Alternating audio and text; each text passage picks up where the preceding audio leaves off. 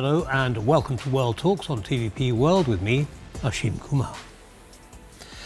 Taiwan is rapidly rearming amid increasingly explicit warnings from Beijing. President Lai Ching-te says China is accelerating preparations to seize the island by force as early as 2027. In response, Taipei plans an additional $40 billion in defense spending, much of it for new U.S. weapons and asymmetric capabilities to raise the cost of any invasion. But with domestic political resistance and pressure from Washington and Tokyo in the background, Taiwan faces a defining moment. Joining us now is François Godement. He's Special Advisor at Institut Montaigne. Monsieur Godement, welcome and thank you for taking the time. So how serious is this threat by China? Well, the threat from China is very real, although it's difficult to give a date. But it's very clear that the form of military activities by the PRC around Taiwan has both intensified, and there is a kind of strangling effect in that it's narrowing the net and enclosing the island at various times, coming perilously close, not only, of course, to the economic zone, which has already been trespassed, but to the actual sea border line. So, and the means employed, including the massive mobilization at times of civilian boats, including ferries, for example, the mock bombing of port installations in Taiwan, the deployment of artificial landing barges that could serve as artificial landing places. All of this, of course, points to a potential invasion. And that's exactly the impression that Beijing wants to give. Right. Now, I mean, this sounds terribly frightening if you're sitting in Taiwan, doesn't it? It's a David and Goliath battle, it would seem. What can Taiwan do about it, and is it doing it? First of all, in spite of what we feel and what we say, the Taiwan population lives in a bubble. The defense budget and the military procurement budget are not so high.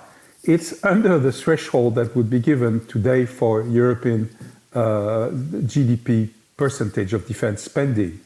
And the military service had been abolished. There is talk of restarting it when it was a major component of Taiwan defense. But Taiwan now is a free, democratic civil society that has lived in practice outside of conflict.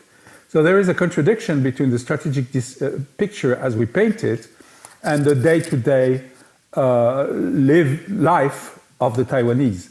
Second, it relies a lot on the United States, of course.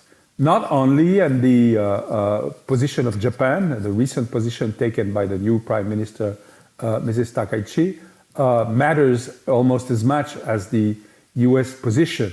But in terms of weapons, there is no doubt that Taiwan is in the hands of the United States, in part because China has successfully deterred others, including Europeans, to sell weapons to Taiwan.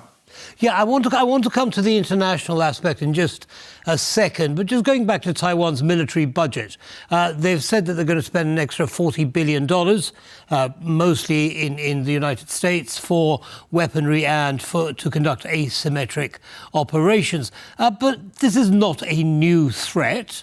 You know, why has it taken Taiwan so long to wake up?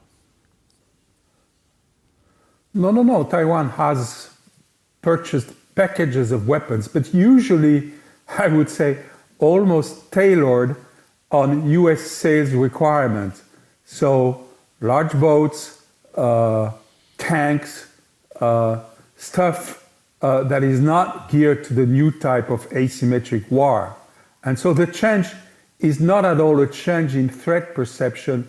It's a change really in the type of war that they believe will be fought and that they should avoid to lose. Also, one must say that in the past few years, since 2023, procurement from the United States, sales from the United States have actually abated. Even spare parts, for example, after President Trump was inaugurated, dried up. There was a moment when the sale of spare parts was accumulated. So, of course, China has immediately treated this as a new normal. So any new arms sales by the US to Taiwan triggers an immediate and indignant response from China. There have been two arms sales recently. One is really spare parts for existing warplanes, F-16, C-130s. The other is a bit more of a novelty, but it's really short-range air missiles with a range that goes slightly beyond the type of AMRAAM missiles that are routinely shot from F-16. These are not missiles that would reach to the Chinese coast or into the mainland. They are really meant to prop up the defense of the air defense of the immediate surroundings of Taiwan. Understood. Now, you touched on United States and Japan.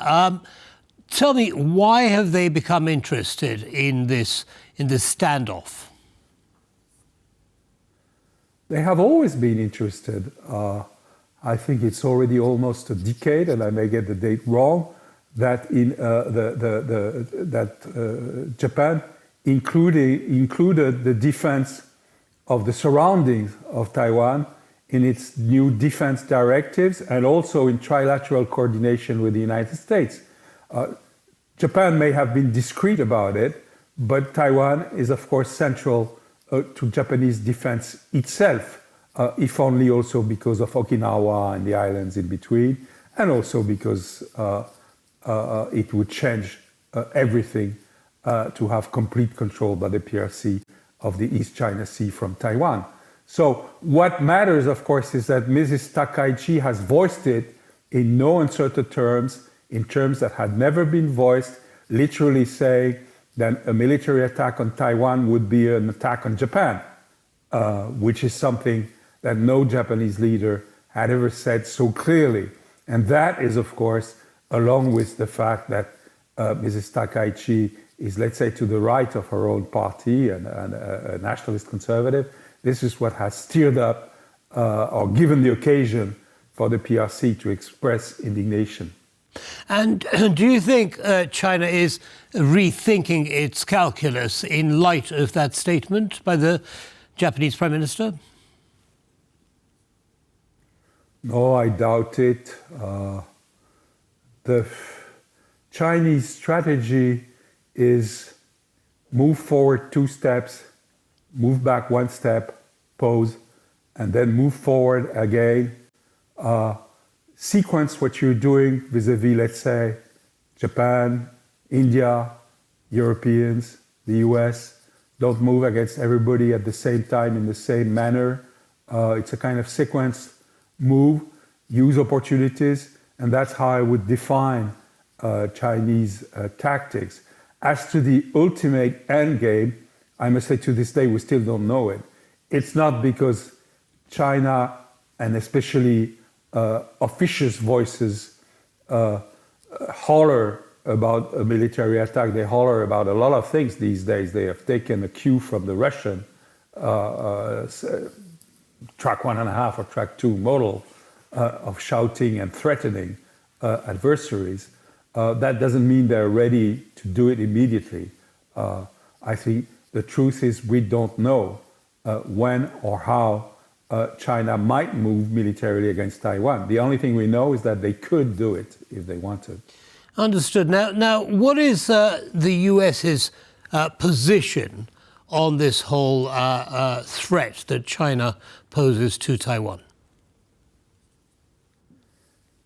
Well, in principle, there's been a move from the Obama to Trump 1 to Biden administration, and even to the beginning of the administration, to move away from the traditional strategic ambiguity, which meant that even though the US has a commitment to defending Taiwan, it reserves cases and justifications to do so. Probably would do so if there was a military attack, but doesn't explicitly say so. Joe Biden moved somewhat to more clarity. And what Donald Trump is doing now is moving back from that clarity. The PRC immediately seized the occasion, and in the lead up to the recent talks between Xi Jinping and Donald Trump, there have been noises that the PRC has been making that the US should express strategic clarity by declaring that in no way would it condone Taiwan's independence. The US stays mum on this, just as it is among the countries that certainly accept the so-called one China policy, but under that policy they don't say which China they mean, and they don't turn it into what China calls the one China principle. This is a bit hard to understand, but in effect, the Trump administration so far has not desisted from military support, has hinted to the need by the Taiwanese to contribute much more. There is, of course, also noise by Donald Trump on Taiwan's excessive trade surplus. In fact, Taiwan does have an extremely positive trade surplus, and there's been move to try and relocate some of chip-making activities from Taiwan to the US. But that's the, Buy American and Build in America and Make America Great slogan. It's quite separate from the strategic situation we're discussing. Right. Just very briefly, if you would, Monsieur Godement, the thing is that, of course, if China were to invade and take over Taiwan, it would control the Taiwan Strait, which is a potential choke point for much of the global traffic that goes through that region. Surely it cannot be allowed, can it? It would. And in fact, Europeans have taken their time to wake up to that reality. But it would amount to a quasi-blockade of much of East Asian exports toward Europe and much of European trade towards China and to Korea or Japan. It's critically important.